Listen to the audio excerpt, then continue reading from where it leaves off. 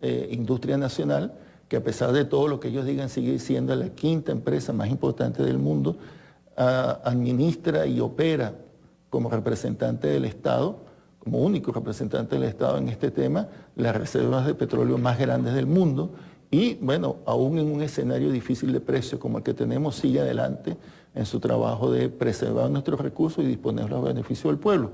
Pero esta gente que ha pretendido enlodar mi nombre fueron los mismos que apoyaron el golpe de Estado, es el mismo presidente de la Asamblea que apoyó el golpe de Estado, son los mismos grupos que promovieron el sabotaje petrolero y son los mismos grupos que han defendido y defienden la apertura petrolera, que fue cuando se entregó nuestros recursos petroleros a las grandes transnacionales norteamericanas fundamentalmente, que fueron los que abatieron nuestro régimen fiscal. Aquí no se pagaba regalías, se pagaba 1%, no se pagaba impuestos petroleros. 1% de regalías, sí. Eso hay que recordarlo, ¿no? Y además, para las nuevas generaciones, porque las batallas que se dieron para ellos son cosas que quedó en el pasado porque los medios no quieren que se sepa esto.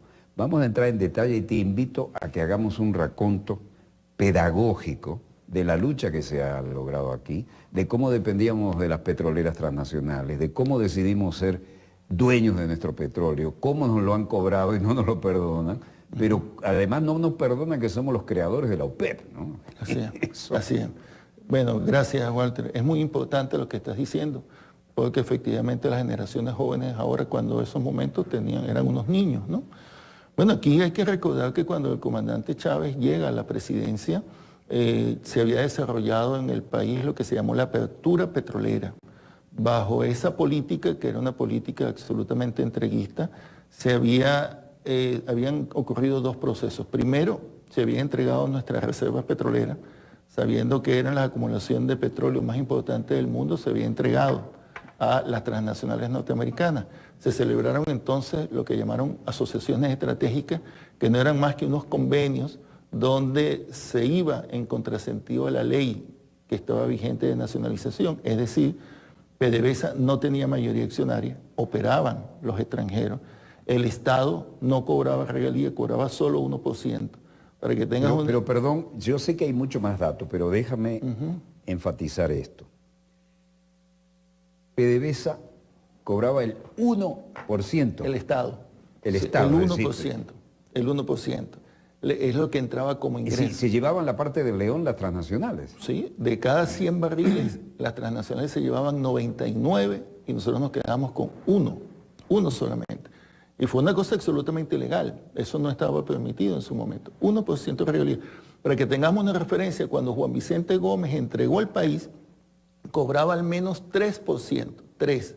La apertura petrolera que defienden estos factores políticos, que fueron respaldados por ellos aquí en el país, cobraban 1%. No pagaban impuestos sobre la renta, Walter. Tampoco pagaban impuestos sobre la renta. Porque le permitió la Cuarta República y el antiguo Congreso que lo que ellos invertían en el país para producir petróleo fuera estimado como un costo, un gasto, no una inversión. Y en consecuencia lo descontaban de los impuestos y no pagaban impuestos.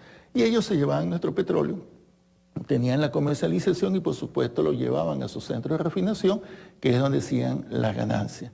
Por otra parte, Venezuela no tenía el control operacional, es decir, PDVSA era solo un nombre, ¿verdad? Pero cuando uno tocaba la puerta y salía era un americano de la ExxonMobil y toda la operación estaba en manos de la ExxonMobil. De hecho, como lo denunció en su momento el presidente Chávez, ni siquiera nuestras Fuerzas Armadas nacionales podían ni entrar a las áreas que controlaban entre las empresas transnacionales. Fue una entrega completa, eso fue un elemento. Además, en esa época, que cuando llega la Revolución Bolivariana, el precio estaba a $9 el barril, $10 el máximo, a Estados Unidos se le vendía con $4 de descuento, es decir, un 40% de descuento, que si el precio estaba a 10, se le llegó a vender a los Estados Unidos hasta con $4 de descuento. Bueno, una entrega en nuestro petróleo, una entrega en nuestros recursos. Ese por el lado Podían ir a las guerras, como en efecto fueron, sin gastar sus reservas de petróleo y usando las nuestras. Exactamente. Y sentían entonces que ellos tenían, como nos llaman nosotros, su patio trasero, asegurado con unas reservas infinitas de petróleo, reservas que dan para 300 años de producción. Eso era en el ámbito... Nos quedan para 300 años de producción. Sí, señor, en la faja petrolífera.